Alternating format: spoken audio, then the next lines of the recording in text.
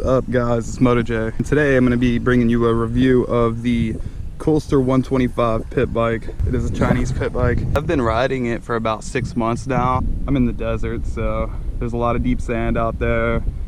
There's a bunch of big hills. There's whoops, there's tracks, there's all kinds of cool stuff out here. A lot of trails. I've rode it pretty hard. All in all, I'm going to go ahead and tell you up front that I think this is a pretty good bike. I've really enjoyed riding it. It's held up, it's done what I needed to do, and especially for the price point. So there's two different models that I've seen at the dealership that I got it from. Comes with breakaway levers, inverted forks, which is the one that I have. Got the inverted forks. This one ended up breaking off. This breakaway lever did just that, it broke away.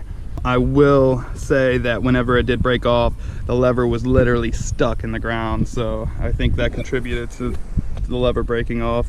It has a 12-inch rear tire and a 14-inch front. It does pretty good because I ride it through some pretty deep sand out there. It does good, even with these small wheels. This is the air filter that the bike comes with, and I do not recommend using this at all, especially if you're riding in the sand or the dirt, the mud, and I will show you why.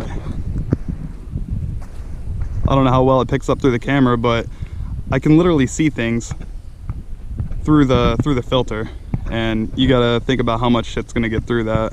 I recommend getting a uni air filter.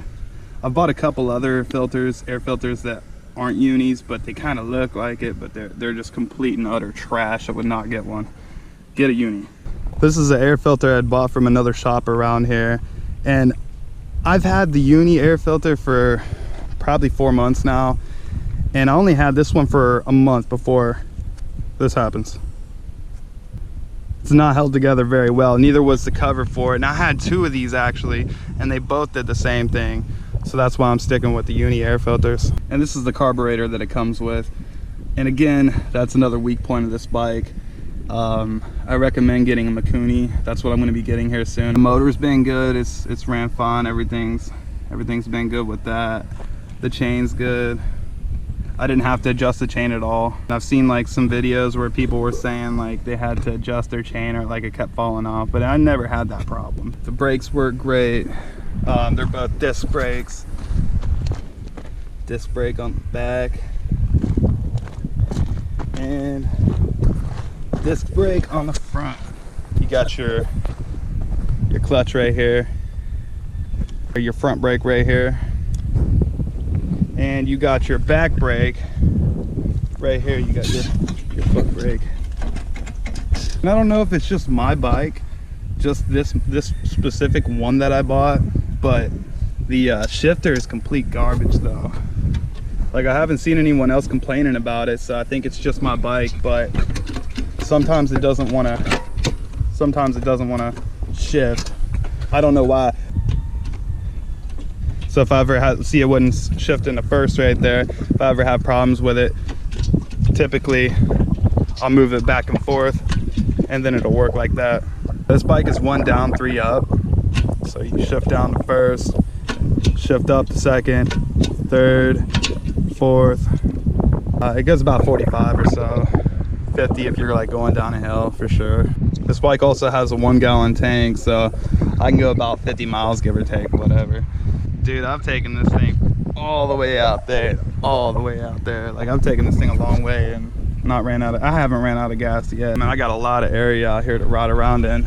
As far as the look of the bike, I think it's a pretty good looking bike. The shock is adjustable, so you can adjust that however you like. There's for the back brake fluid, front brake fluids right there.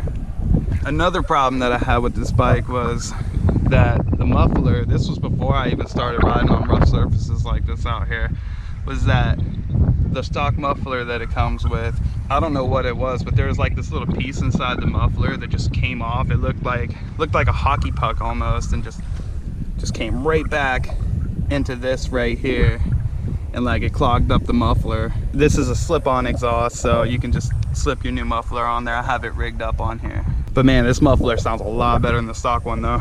And as far as the weight limit on these bikes go, I mean, I just don't see it, man. Like, they'll tell you those little 110 cc's are only good for so much weight, and I weigh 165 pounds.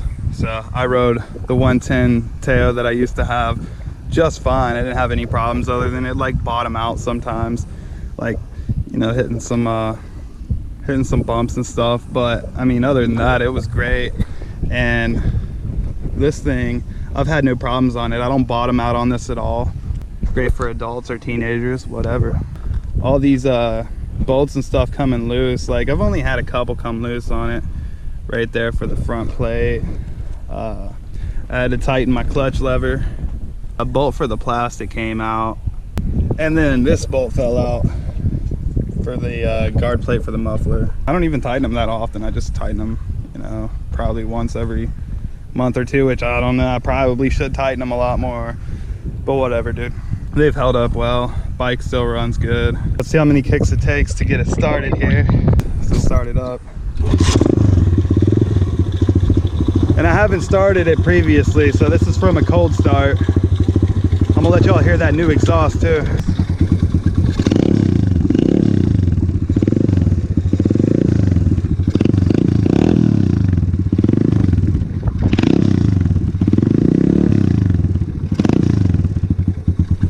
Yeah, so it sounds pretty good.